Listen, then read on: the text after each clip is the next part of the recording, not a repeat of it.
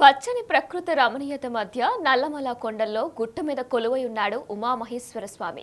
శ్రీశైల క్షేత్రానికి ఉత్తర ద్వారంగా భావించే ఉమామహేశ్వర ఆలయాన్ని ఈ ప్రాంతం భక్తులు కొంగు బంగారంగా భావిస్తారు. ఏ కొత్త పనిని ఈ ప్రాంత ప్రజలు మొదలు పెట్టాలన్నా ఆ స్వామిని దర్శించుకుంటారు.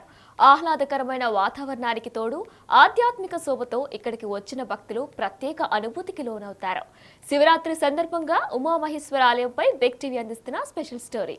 హిమాలయాల తర్వాత దక్షిణ భారతీయులు నల్లమల్ల కొండలను అతి పవిత్రంగా కొలుస్తారు. నల్లమల్ల అటవీ అందాల్లో 500 అడుగుల ఎత్తులో వెలిసి శ్రీశైల ఉత్తర ద్వారంగా భక్తుల కోరికలు తీరుస్తున్నాడు ఉమామహేశ్వరుడు. నాగర్ కర్నూలు జిల్లా అచ్చంపేట నియోజకవర్గం ఉమామహేశ్వర విశేషాలేంటో ఈ స్టోరీలో చూద్దాం.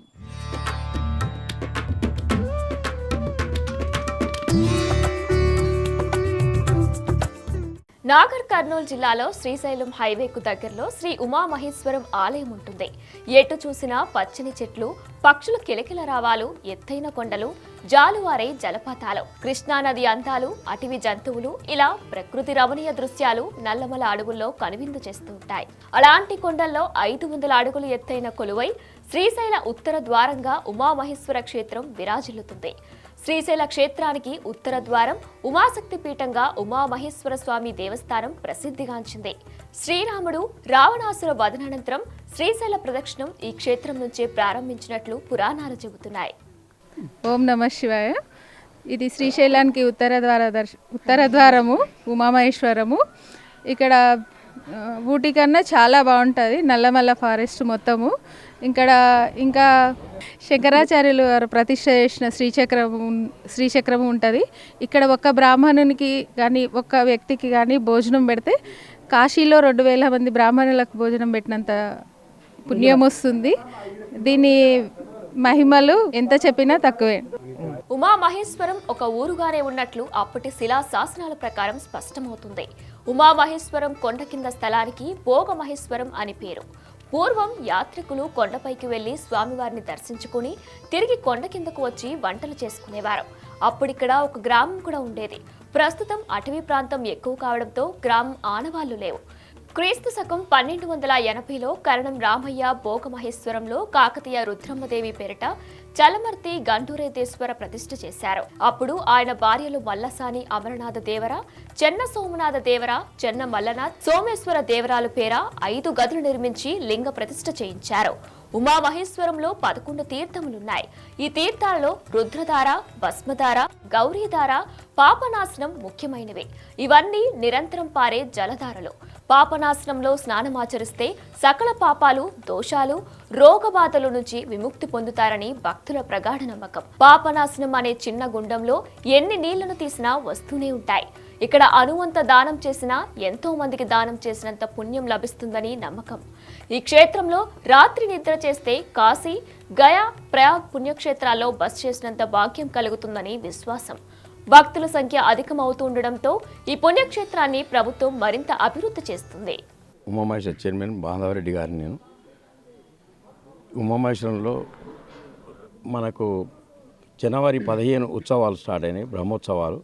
ఆ బ్రహ్మోత్సవాల కారణంగా కళ్యాణం జరిగింది, పెద్ద ఎత్తున కళ్యాణం జరిగింది. కనివిని వెరుగని రీతిలో మా ఉత్సవాలకు మా ఎమ్మెల్యే గారు మా ముఖ్య అతిథులుగా వచ్చి విచ్చేసినందుకు చాలా కృతజ్ఞతలు. చాలా పెద్ద ఎత్తున జరిగినాయి. కింద పంచలింగాల టెంపుల్ అట్లా డెవలప్మెంట్ అవుతుంది.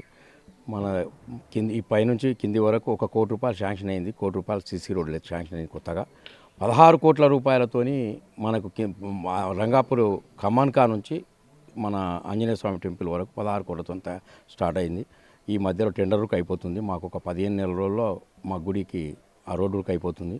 నిత్యం అన్నదానం ఉంటుంది. రోజు 1500 నుంచి 2000 మంది రోజు భక్తులు రోజు భోజనం చేసిపోతారు.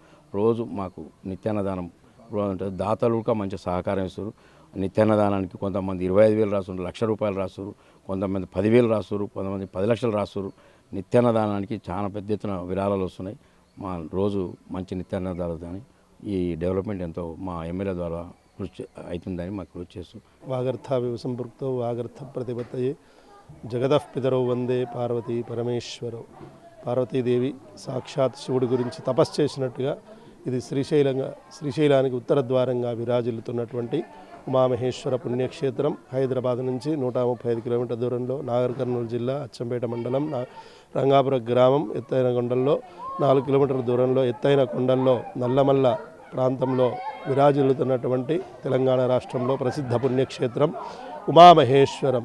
పార్వతీదేవి శివుడు గురించి తపస్సు చేయగా శివుడు ప్రత్యక్షమై శివుడు పార్వతి ఇద్దరు కూడా ఇక్కడ తపస్సు చేసినట్టుగా మనకు స్కాంద పురాణ ఆధారంగా తెలియజేయబడుతున్నది.